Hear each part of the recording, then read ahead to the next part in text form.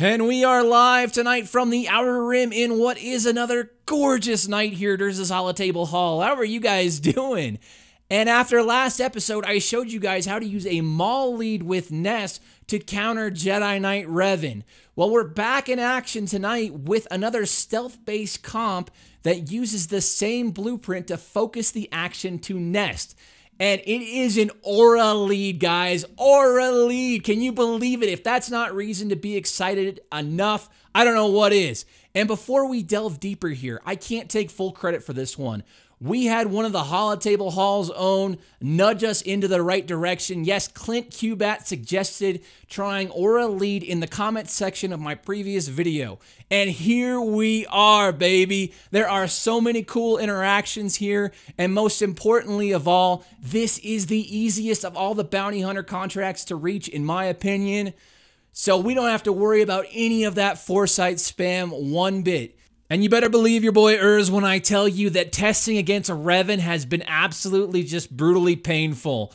But each and every day as a community, we move closer and closer to finding viable strategies to counter Revan in both TW and Arena.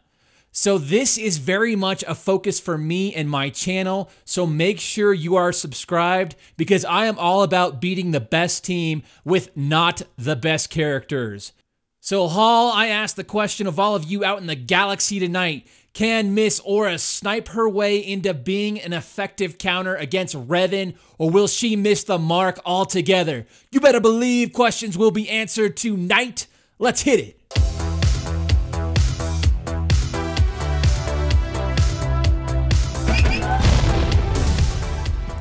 Before we get started here, guys, just a gentle reminder to go ahead and hit that like and subscribe button down below, or consider showing your support via my Patreon.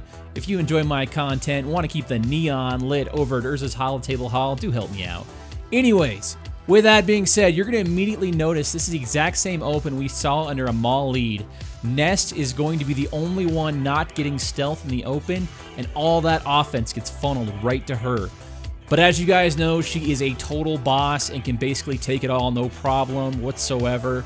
The only thing that could potentially derail you here is if she gets stun locked. Because for your offense in this team to work, you're going to need her counterattacking and dishing out a ton of exposes. To do this, we're going to mod her for max tenacity, and I'd actually say the exposes here are the most important move she has, which is kind of funny, right? Because we know her AoE Daze move is what got her on the map and is her claim to fame. But with the amount of foresight that the Grandmaster spams here, I think her basic really stands tall in this fight. And I know I'm going to be asked this question. The people are going to say, yo, Urz, do I absolutely need Django to make this work? And I'm going to say no. I think Bosk is a viable substitute there and can work in his slot. But Django really does a lot of nice things here with the damage immunity. He can stop turn meter gain, the stagger, and direct to target with Bounty Hunter's Resolve. And this, I cannot stress enough. Being able to focus down a character with Nest, Boba, and Django really makes this comp go. That ability, coupled with the contract, really great stuff here, guys. And let's talk about that contract. AURRA's contract is super easy to get. It may be the easiest in the game. All you're doing here, guys, is using Bounty Hunter abilities while buffed, and you start the match with Stealth. It's that easy, guys. With Stealth opening, you basically get halfway there real quick. The payout grants you 50% counter chance, which it isn't amazing, but it's something, and it puts the odds in your favor. Also, the bounty hunters recover 25% protection and gain 25% turn meter when an enemy is defeated. So that little boost really helps things moving along at the midpoint.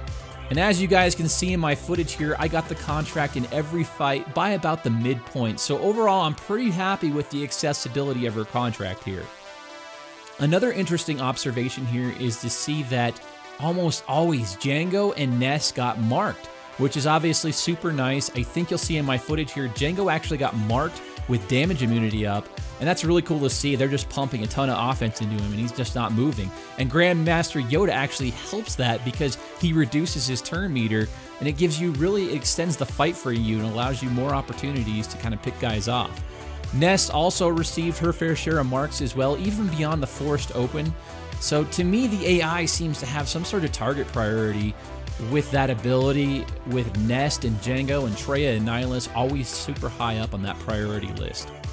Next, let's quickly touch on Aurra and Boba, our heavy hitters here. I can tell you without hesitation, the most frustrating thing you will see in this fight is when you have Aurra all lined up. She's stealth, you've used your middle ability, and you're ready to dish out that big hit, and you just look over and you see a board full of Foresight.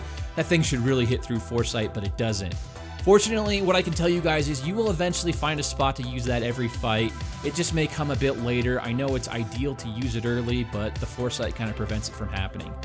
Boba, on the other hand, is pure sweetness with Execute. Really does some nice work here to shift the battle when you can pop someone, polluting the table with just a ton of buffs. So I really like Boba in this fight. In terms of kill order, here are my target priorities. I think Grandmaster Yoda is kind of the root of all problems here. I think him, along with GK to a lesser extent with his variable taunt, I would say you can really derail things for the Jedi if you can focus your efforts on getting Grandmaster down first. The Foresight spam is just really powerful, and he does pretty great damage. Then for sure, Jolee, the reviving can be super annoying, but I do find it pretty cool this dude went from a mid-card jobber to meta man overnight. Yay for Jolee, and people getting some unexpected value out of him. And while I'm here, even in these fights, the Hermit Yoda variant still seemed just a tiny bit more tough to me, but maybe that will change as I test a little bit more. Lastly, let's do the old mod disclaimer since we've got a lot of new people to the hall and I'm seeing that guy, you know which guy, show up in the comments down below. So the mods are sort of not perfect here on both sides. This is intentional. Showing insane speeds is cool and all, but there are plenty of other game changers that do that. I'm all about light theory crafting, proof of concept, and just pure entertainment. So you're probably only going to see those insane speeds in maybe like 5 to 10 people on your entire arena shard. So that's why I choose to just show a little bit more accessible speeds and pretty even matchups. I will prioritize speed where I need to on certain characters, but just keep that in mind.